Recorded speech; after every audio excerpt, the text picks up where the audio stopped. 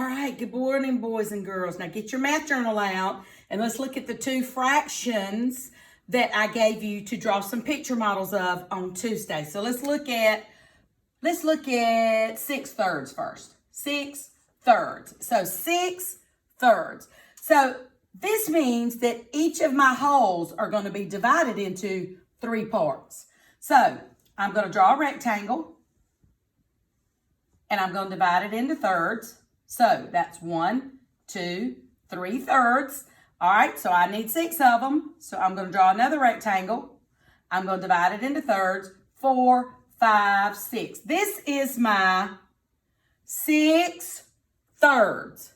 These are all thirds. Let's say they're pizzas. So I have 6 pieces of pizza. How many whole pizzas did I have to buy to get that?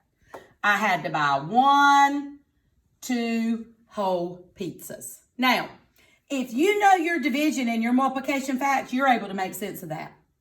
You are able to make sense of that. Because you see 6 divided by 3 is 2. And 3 times 2 is 6. Or 2 times 3 is 6. You see your whole fact family in that picture right there. This is why Miss Liska's been stressing to you all year. Know your math facts. When you know your math facts, you have stuff to build on. You have a good foundation. So study, study, study. All right, let's do 5 halves now. 5 halves. So I know in my picture model, each one has to be divided into 2 equal parts because that's what my denominator is. It tells me how many parts make 1 whole. So I'm going to do halves now. Let's do circles. All right, let's do circles. All right, I'm going to do halves. So there's 1, 2 halves, 3, 4 halves,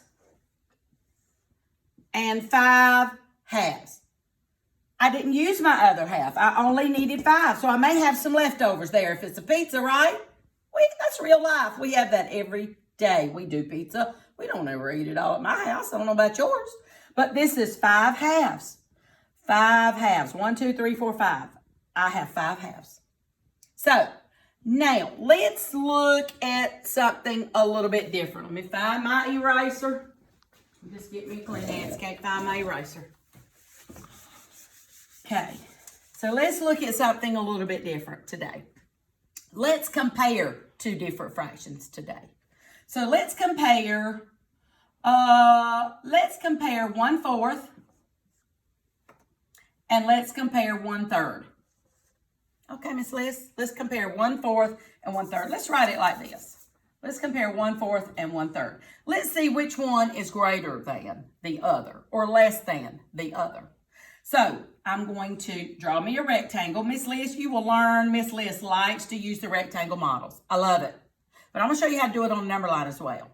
So the first fraction is 1/4. So I'm going to divide my rectangle into 4 equal parts. And I'm going to make one special. I'm going to show one part of my fourths. One of my fourths. There it is. 1, 2, 3, 4. I have 4 parts in all. One of them are special. Label that fraction so you can see it. All right, now I'm going to connect this rectangle right to it to make sure they are the same size. This is how you do it. You got to make sure they're the same whole. So now this is 1/3. And I've got to divide this into 3 equal parts. Well, wow, that's pretty close.